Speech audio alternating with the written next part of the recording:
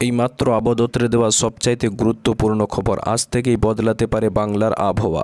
বঙ্গোপসাগরে অবস্থান করছে একটি গভীর নিম্নচাপ এবং এই নিম্নচাপের জেরে গত দুদিন ধরে রাজ্যের একাধিক জেলায় চলছে প্রবল বৃষ্টি এবং আজও রাজ্যের বেশ কয়েকটি জেলার জন্য কমলা সতর্কবার্তা জারি করল আবহাওয়া দপ্তর। তো আসুন দেখে নেব আজ রাজ্যের কোন কোন জেলাগুলিতে হবে এই বৃষ্টি, কি জানিয়েছে আবহাওয়া দপ্তর। বিস্তারিত জানতে হলে অবশ্যই ভিডিওটি না টেনে সম্পূর্ণ দেখুন এবং আপনি কোন জেলা থেকে ভিডিওটি দেখছেন অবশ্যই আপনার জেলার নামটি আমাদের ভিডিওর কমেন্ট বক্সে জানিয়ে দেবেন। আপনার জেলার নতুন কোনো আবহাওয়ার খবর বেরিয়ে এলে আমরা সর্বপ্রথম আপনাকে জানিয়ে দেবো। তো আপনার জেলার লেটেস্ট আবহাওয়ার খবরগুলি জানার জন্য অবশ্যই আমাদের চ্যানেলটি সাবস্ক্রাইব করুন।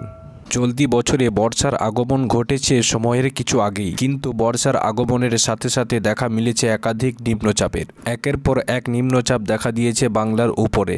এই পরিস্থিতিতে চলতি সপ্তাহের শুরুতেই নিম্নচাপ নিয়ে আগাম সতর্কবার্তা জারি করা হয়েছিল। গত পরশু সকাল থেকে বিক্ষিপ্তভাবে বৃষ্টি শুরু হয়েছে বাংলায় এবং আজ রাত থেকে ভারী বৃষ্টি হতে পারে দক্ষিণ ও পশ্চিমের জেলাগুলিতে। আলিপুর আবহাওয়া দপ্তর জানিয়েছে যে উড়িষ্যার উপকূলে ঘূর্ণীভূত হওয়া নিম্নচাপের জেরে কার্যত লন্ডভন্ড হয়ে গিয়ে সুন্দরবনের সন্দেশখালী 500রও বেশি বাড়ি ক্ষতিগ্রস্ত হয়েছে বলে জানা গিয়েছে। কোনো বাড়ির চাল ভেঙে গিয়েছে তো কোনো বাড়ির দেওয়াল ভেঙে পড়ে গিয়েছে এবং ক্ষতির পরিমাণ আরও বাড়তে পারে বলে আশঙ্কা করা হচ্ছে। এদিকে আবহাওয়া দপ্তর জানিয়েছে যে অতি গভীর নিম্নচাপ তৈরি হয়েছে এবং তার জেরে প্রবল বৃষ্টি চলবে। পূর্বাভাস দেওয়া হয়েছে যে ভারী থেকে অতি ভারী বৃষ্টি হতে পারে দুই মেদিনীপুর, ঝাড়গ্রাম, বাঁকুড়া, পুরুলিয়া এবং দক্ষিণ 24 পরগনা জেলায় এবং কলকাতা ও তার পার্শ্ববর্তী এলাকাগুলিতেও চলবে এই বৃষ্টি এবং কোনো কোনো জায়গায় ঘন্টায় 70 কিলোমিটার বেগে বইতে পারে ঝোড়ো হাওয়া। তাই একাধিক জায়গার জন্য কমলা সতর্কবার্তা জারি করেছে আলিপুর আবহাওয়া দপ্তর।